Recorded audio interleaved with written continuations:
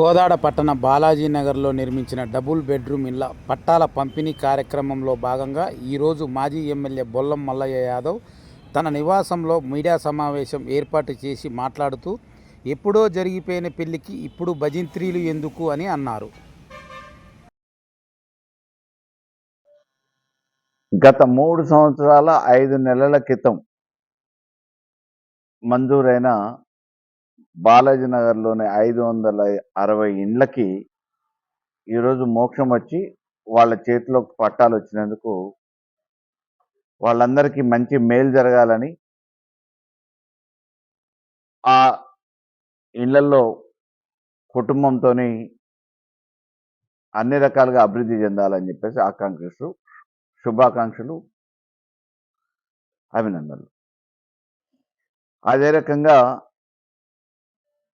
3 సంవత్సరాల కాలయాపన తర్వాత ఈరోజు అధికారులు స్పందించి అందజేయటం అనేది వారికి కృతజ్ఞతలు తెలియజేస్తా ఉన్నాం. మేము ఆ రోజు మామూలుగా ఇచ్చినప్పుడు 24 మార్చి 2023న ఈ ప్రక్రియ అంతా పూర్తి చేసి వార్డు సభలు పెట్టి థర్డ్ పార్టీ ఎంక్వైరీ చేసి ఇక్కడ స్థానిక అధికారులే కాకుండా బయటి మండలాల నుంచి వచ్చిన వాళ్ళైతే ఎటువంటి బంధుప్రీతి కానీ ఎటువంటి అవినీతి కానీ ఆస్కారం లేకుండా ఎంపిక చేయొచ్చనే ఉద్దేశంతో థర్డ్ పార్టీ ఎంక్వైరీ చేపించి మంజూరు చేసిన ఇండ్లకి ప్రారంభోత్సవం 24 మార్చి 2023లో చేయటం జరిగింది. ఆ రోజు దాదాపుగా 18 మందికి పట్టాలు ఇచ్చినాం. మిగతావి అధికారులను పంచమని చెప్పేసి ఆదేశాలు ఇచ్చినాం. అప్పటికప్పుడు ఇంకా కొద్దిగా ఇన్ఫ్రాస్ట్రక్చర్ ఇండ్లు పూర్తి అయిపోయినాయి. 2 విడతలుగా పూర్తి చేసుకున్న ఇండ్లు 2014 నుంచి 18, 18 నుంచి 23 వరకు 2 విడతలుగా పూర్తి చేసుకున్న 560 ఇండ్లని ఇన్ఫ్రాస్ట్రక్చర్ అప్పటికి ఇంకా పూర్తి కాకపోయినా ఎన్నికలు సమీపిస్తున్న నేపథ్యంలో వెనువెంటనే వాళ్ళకి ఇచ్చే లబ్ధిదారులకి మిగతా కావాల్సిన ఇన్ఫ్రాస్ట్రక్చర్ తర్వాత చేయొచ్చు అనే ఉద్దేశంతో వాళ్ళకి అందజేయడం జరిగింది. హ్యాండ్ ఓవర్ కూడా చేస్తున్నాం. ఆ క్రమంలో కొంతమంది పోయారు, కొంతమంది పోలేదు. పట్టాలు లేవు అనే ఏకైక సాకుతోని పట్టాలు వాళ్ళకి నేను ఆ రోజు 18 మందికి ఇచ్చిన, మిగతా వాళ్ళకి అందజేయలేకపోయినాం. కారణం సమయం.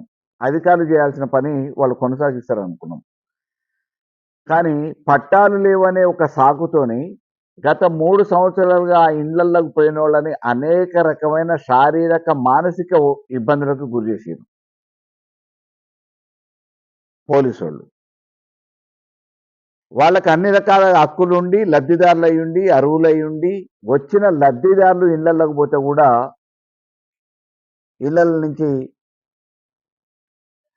విచక్షణారహితంగా లాఠీ ఛార్జీలు చేసి తిట్టి దుర్భాషలాడి ఇళ్ల నుంచి బయటకు వెళ్ళగొట్టారు. కానీ మరి ఈ 3 సంవత్సరాలలో వాళ్ళు ఎల్లగొట్టి చేసింది ఏంది అని అంటే, ఆ రోజు మేము హ్యాండ్ ఓవర్ చేసినప్పుడు దాదాపుగా పూర్తి చేసుకున్నాయి అన్ని కూడా చెక్ చేసిన తర్వాత హ్యాండ్ ఓవర్ చేసుకున్నాం. కానీ ఈ 3 సంవత్సరాల కాలయాపనలో జరిగిన నష్టం ఏంటి అని అంటే, పగిలిన కిటికీ అద్దాలు, ఇరిగిపోయిన పైపులు, తెగిపోయిన కరెంటు తీగలతో చర్యాలి. ఆఖరికి చెట్లు చెదారం మెలిసినాయి, అందులో పాములు తిరుగుతున్నాయి అని చెప్పి పాపం ఆర్డీఓ గారు జోక్యం చేసుకున్నట్టున్నారు. అది కూడా సాఫ్ చేయడానికి అని చెప్పి ఒక కాంట్రాక్టర్కి ఇచ్చారు. దానికి ఎంత బిల్లు ఎత్తుతున్నారో ఏమో తెలియదు.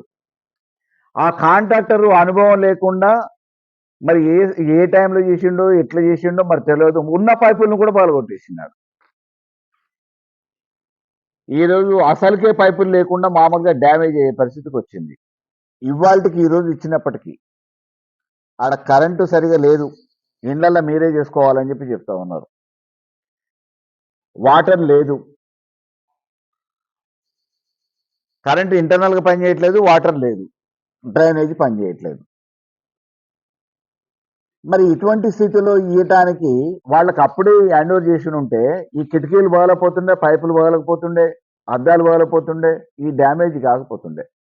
ఈ 3 సంవత్సరాల కాలయాపన చేసి సాధించింది ఏంది అని అంటే,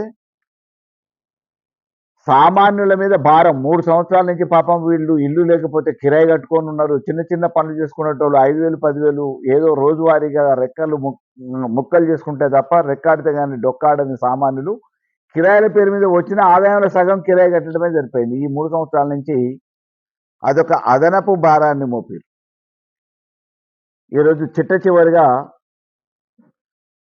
మేము అనేక దఫాలుగా మా పట్టణాధ్యక్షులు నయీం గారు కానీ, మా పట్టణ శాఖ కానీ, బీఆర్ఎస్ పార్టీ ఆధ్వర్యంలో కానీ అనేక కార్యక్రమాలు చేపట్టిన తర్వాత ఆ రోజు లబ్ధిదారుల ఎంపిక ఎంత ట్రాన్స్పరెంట్గా పారదర్శకంగా జరిగింది అనే దానికి అనేక రకమైన ఉదాహరణలు ఇచ్చిన తర్వాత ఈరోజు వాళ్ళకి పట్టాలు పాతయి తయారు చేసిన పట్టాలని ఈరోజు ఇచ్చారు.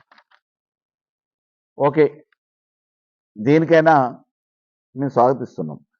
కానీ ఏమంటున్నామంటే మీరు లబ్ధిదారులకి మొండి చేయి చూపించి అభివృద్ధి పదార్థమై కోట్ల రూపాయలు మేము అభివృద్ధి చేసామని చెప్పేసి నిత్యం పేపర్లలో ప్రకటనలు ఇచ్చుకునేటోళ్ళు ఈ సామాన్యులు ఏం పాపం చేసిరు? 3 సంవత్సరాల నుంచి కాలయాపన చేసి కనీసం ఉండటానికి ఇయ్యాలు ఇచ్చినప్పుడైనా ఉండటానికి ఆడ కరెంటు వసతి లేకుండా, నీళ్ల వసతి లేకుండా, డ్రైనేజీ వసతి లేకుండా, ఇరిగిపోయిన మామూలుగా పగిలిపోయిన కిటికీలతోని అదనంగా ఇవాళ ఎంత లేదన్నా కానీ మళ్ళీ ఒక 10,000, 50,000, 20,000 ఏదో ఒక అదనంగా వాళ్ళు జేబులో నుంచి ఖర్చు పెడితే తప్ప ఉండలేని పరిస్థితులలో ఈ ఇళ్ళని హ్యాండ్ ఓవర్ చేశారు. ఈ 3 సంవత్సరాలలో అటు అవి అసాంఘిక కార్యక్రమాలకి కేంద్రమైంది, ఇటు లబ్ధిదారులకి అదనపు భారమైంది.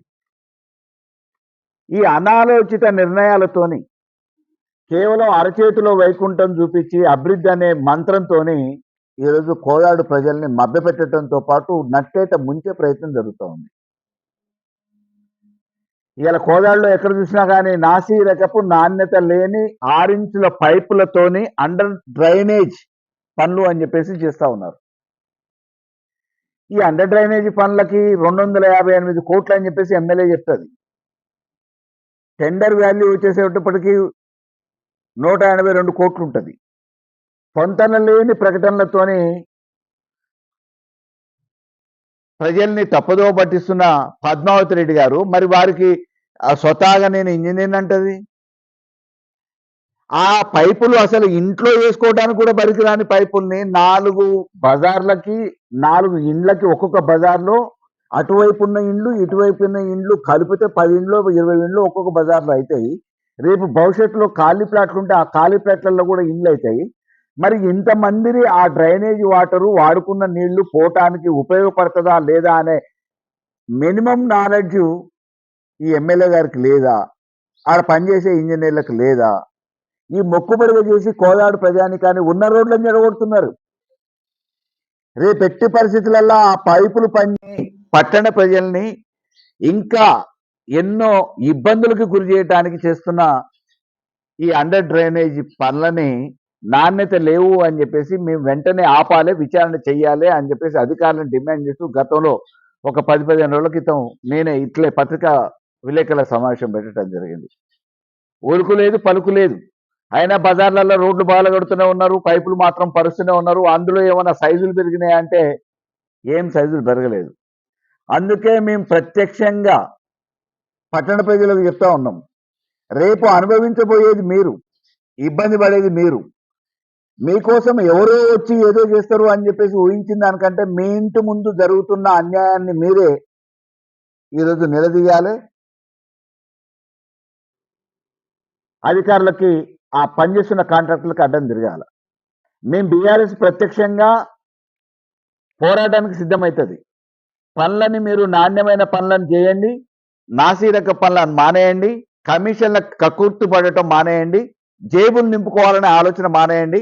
కోదాడు పట్టణ ప్రజలకి ఉపయోగకరంగా ఉండే అండర్ డ్రైనేజ్ వ్యవస్థని తయారు చేయండి. మేము కూడా స్వాగతిస్తాం. కానీ ఇవాళ ఇంటి ముందు వేసే పైపు దేనికి పనికి రాదు. 6 ఇంచుల పైపు పట్టణ ప్రజలకు ఉపయోగపడే మేము ఈ డబుల్ బెడ్రూమ్లో ఈ రాష్ట్రంలో కూడా ఎక్కడ లేని విధంగా దళితులకి న్యాయం జరగాలనే ఒక ఆలోచనతోని అట్టడు వర్గాలై దారిద్ర్యాన్ని అనుభవిస్తున్న ఆర్థిక స్తోమత లేని బలహీన వర్గాలకి దళితులకు ఉపయోగపడాలనే ఆలోచనతో 60% రిజర్వేషన్ పెట్టి 60% ఇండ్లని కేటాయించిన ఏకైక నియోజకవర్గం కోదాడలోనే జరిగింది. ఆ రోజున్న కలెక్టర్ గారితో మాట్లాడినాం. ఆర్థిక పరిస్థితి రిజర్వేషన్ల పేరు మీద కేవలం కొంతవరకే కుదిస్తే ఆర్థిక పరిస్థితి ఇంతో అంతో ఉన్నోళ్ళకు కూడా ఎలిజిబిలిటీ వచ్చి వాళ్ళకు వస్తుంది, వీళ్ళు అసలే ఆర్థికంగా చితికిపోయిన వాళ్ళకి రాదు కాబట్టి రిజర్వేషన్ పెంచండి అని చెప్పి దళితులకి రిజర్వేషన్లు పెంచి ఆ రోజు ఇండ్లు ఇచ్చినాం. దాని మూలాన ఇవాళ 60% అంటే దాదాపుగా మెజారిటీగా అక్కడ ఎస్సీలకే లబ్ధి జరిగింది. ఒకటో ఆరో చిన్న చిన్న ఏమైనా క్లరికల్ మిస్టేక్స్ ఏమైనా జరుగుండొచ్చు, వాటిని రెక్టిఫై చేయమని చెప్పి మేము అధికారులను కూడా చెప్పినాం. అనర్హులు ఎవరైనా ఉంటే దానికి సరైన కారణాలు చూపించి తొలగించండి. మా దృష్టికి వచ్చింది దాదాపుగా ఒక 15-20 ఇండ్లు ఏదో ఆపిరు అని. రాజకీయ కారణాలతోని వ్యక్తిగత కక్షలతోని ఇండ్లు ఆపే ప్రయత్నం చేయొద్దు అని చెప్పేసి నేను ఆర్డీఓ గారికి అదే రకంగా శాసనసభ్యురాలకు కూడా విజ్ఞప్తి చేస్తున్నా. సరైన కారణాలు ఉంటే ఈరోజు మామూలుగా ఇండ్లు ఏవైతే ఆపిరో 10, 12, 20 ఎన్ని ఇండ్లు అయితే ఆపిరో ఆపిన వాటిని రీసర్వే చేయండి, పారదర్శకంగా విచారణ చేపట్టండి. నిజంగా వాళ్ళకి అర్హత లేకపోతే వాటిని తొలగించి మీరు రేపు ఏ రకమైన ప్రాసెస్ని మొదలుపెట్టి కేటాయిస్తారో కేటాయించండి. కానీ అర్హత కలిగిన తర్వాత కూడా రాజకీయ కారణాలతోనో కావాలని వ్యక్తిగతంగా విద్వేషాలతోనో పగతోనో మా పార్టీ కాదనే పేరుతోనో వాళ్ళ పేర్లను తొలగించాలనే ప్రయత్నం చేస్తే తప్పకుండా దీని మీద అధికారుల మీద కూడా విచారణ చేపట్టడానికి న్యాయస్థానాన్ని మేము సంప్రదించాల్సి వస్తుంది. న్యాయ పోరాటం కూడా చేస్తాం. ఈరోజు కోదాడు పట్టణ ప్రజలు మిషన్ భగీరథ నీళ్లు రాక ఇబ్బంది పడతా ఉన్నారు. మురికి కాలువలలో మురికి తీసేటోళ్ళు లేక ఇబ్బంది పడతా ఉన్నారు. కోదాడు పట్టణం బాగుండాలనే ఆలోచనతో పరిశుభ్రంగా ఉండాలని చెప్పేసి అవుట్ సోర్సింగ్ లో 70 మంది కార్మికులను పెడితే వాళ్ళ దగ్గర లక్షల రూపాయలు వసూలు చేసారు. ఇవాళ రోడ్డున పడేసారు వాళ్ళని. వాళ్ళ ఉద్యోగాలు పోవడంతో పాటు ఇవాళ అపరిశుభ్రంగా వీధులు తయారైపోయినాయి. సాయంత్రం పూట చూస్తే మేము వేసిన కరెంటు దీపాలు వెలగట్లేదు, సెంట్రల్ లైటింగ్. ఇంతకుముందు అటు వాయలసింగారం వైపు కానీ రామిరెడ్డిపాలెం వరకు, అదే రకంగా కటకంగూడెం రోడ్డు వరకు, ఇటు అంబేద్కర్ కాలనీ మినీ బైపాస్ వరకు, ఇటు ఆల్మోస్ట్ ఖానాపురం వరకు కోదాడు పట్టణానికి 4 వైపుల విద్యుత్ దీపాల అలంకరణ చేసింది. ఎప్పుడు 24 గంటలు కరెంటు నడిచింది. ఈరోజు కాలిపోయిన వీధి దీపాలకి బల్బులేసే దిక్కు లేదు. ఈ పేరు మీద కోట్ల రూపాయలు స్వా చేసారు. ఇవాళ ఆశ్చర్యం ఏంటంటే సెంట్రల్ ఆ బల్బు సెంట్రల్ లైటింగ్ సంబంధించిన ఎల్ఈడి బల్బు ఎక్కడ వేయాలనేది ఎమ్మెల్యే చెప్తే వేయాలట. ఇది ఆశ్చర్యంగా ఉంది. గ్రామ పంచాయతీలలో ప్రాతినిధ్యం వహించే సర్పంచులు తీర్మానం చేసి ఎక్కడ వేసుకోవాలి, వాళ్ళకి ఎన్ని వచ్చినాయి అనేది, మీరు కాంట్రాక్టర్ ఎవరికి ఇచ్చిర్రో, ఎన్ని బల్బులు ఇస్తున్నారో, దాని కాంట్రాక్ట్ వెనుక ఉన్న మాయ ఏందో అది అందరికీ తెలుసు. దాని గురించి మేము ఇప్పుడు మామూలుగా మాట్లాడదలుచుకోలేదు. ఎందుకంటే మీ భాగవతమే అవినీతి భాగవతం. ఈ అవినీతి భాగవతంలో మీరు ఎన్ని డబ్బులు ఈడ దండుకుందామని వచ్చిర్రు. కానీ మేము అడిగేది ఏంటంటే ఆ చేసే దాంట్లోనన్నా మీ పాపం సంపాదనలో చేసే పనైనా నాణ్యమైన పని కోదాడు పట్టణ ప్రజలకు చేయమని చెప్పేసి కోదాడు పట్టణాన్ని మరి ఇప్పుడు ఉన్న పరిస్థితులలో చెడగొట్టొద్దని చెప్పేసి కోరుతున్నాం. అంతకుముందు రోడ్లు లేవు. 2018 కంటే ఇవాళ మున్సిపల్ రికార్డులు మొత్తం తీసి చూసి సిమెంట్ రోడ్లను వేసినాం, డ్రైనేజీ వ్యవస్థను మెరుగుపరిచినాం, విద్యుత్ దీపాలు విద్యుత్ స్తంభాలు లేని కాడ విద్యుత్ స్తంభాలు వేసినాం. ఈరోజు ఎక్కడ చూసినా కానీ కోట్ల రూపాయలతో అభివృద్ధి చేసి సీసీ రోడ్లుగా మార్చిన కోదాడు పట్టణాన్ని ఈ నాసిరకపు పనులు చేయటానికి, కమిషన్లు దండుకోవటానికి, జేబులో ఆ దండుకున్న పైసలు జేబులు నింపుకోవడానికి మంచిగా ఉన్న ఆ రోడ్లని ఇష్టారీతిగా సెంటర్లో బాగలగొట్టేసి ఈరోజు గుంతలమయంగా కోదాన్ని తీర్చిదిద్దుతున్నారు. వెంటనే అండర్ డ్రైనేజ్ పనులు నాసిరకపు చేస్తున్నారు. వీటిని ఆపేయాలని మరొక్కసారి చెప్తా ఉన్నాం. మేము ప్రత్యక్ష ఆందోళనకి శ్రీకారం చుట్టక ముందే అధికారులు వెంటనే చొరవ తీసుకొని నాయకులు చేస్తున్న దానికి ఒత్తాసు పలికే పరిస్థితి కాకుండా వెంటనే నాసిరకపు నాణ్యత లేని పనులు నిర్వహిస్తున్న కాంట్రాక్టర్ని పిలిచి పనులాపుతారా, లేకపోతే స్వచ్ఛందంగా అధికారులు నోటీస్ ఇచ్చి అక్కడ కావాల్సిన డిజైన్ ని తయారు చేసి ఏది సరిపోతుందో దానికి అనుగుణంగా పనులు చేపిస్తారో చేపియండి. లేకపోతే ప్రత్యక్ష ఆందోళనకు శ్రీకారం చుడతాం. అదే రకంగా డబుల్ బెడ్రూమ్ లో కూడా మీరు అభివృద్ధి ప్రదాతలు అని చెప్పుకుంటున్నారు. తిప్పి కొడితే 50-60 లక్షల రూపాయలు ఆడ ఖర్చు పెడితే నిధులు మంజూరు చేపిస్తే కలెక్టర్ దగ్గర నుంచో ఇంకా ఇతరత్ర ఎమ్మెల్యే ఫండ్ నుంచి కూడా ఇవ్వచ్చు. మీరు చిట్టి రాస్తే ఫోన్ల మీద అభివృద్ధి ప్రదాతలు మేము కోట్ల రూపాయలతో అభివృద్ధి చేయగలుగుతామని చెప్పేసి హామీలు ఇచ్చి పేపర్లలో ప్రకటనలు ఇచ్చుకుంటున్న మీరు ఈ సామాన్యుల పట్ల ఎందుకింత నిర్లక్ష్యం? ఒక 50-60 లక్షలు ఖర్చు పెట్టి ఇప్పటికైనా కానీ ఆ డబుల్ బెడ్రూమ్ లో కావాల్సిన అంతర్గత రోడ్లని, డ్రైనేజీ వ్యవస్థని, మంచినీటి సదుపాయాన్ని, విద్యుత్ సౌకర్యాన్ని అన్నిటిని కలగజేయాలని చెప్పేసి కోరుతా ఉన్నాం. ఆల్రెడీ ప్రాథమిక ఆరోగ్య కేంద్రాన్ని కట్టినాం మేము ఆడ.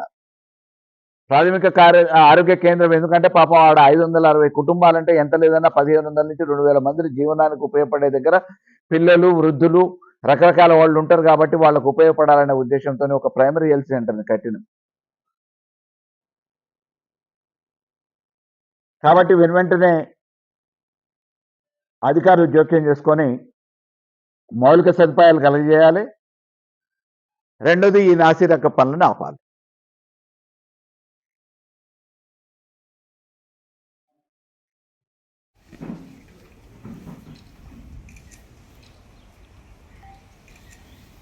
అయిపోయిన పెళ్లికి సందడి చేసినట్టుంది.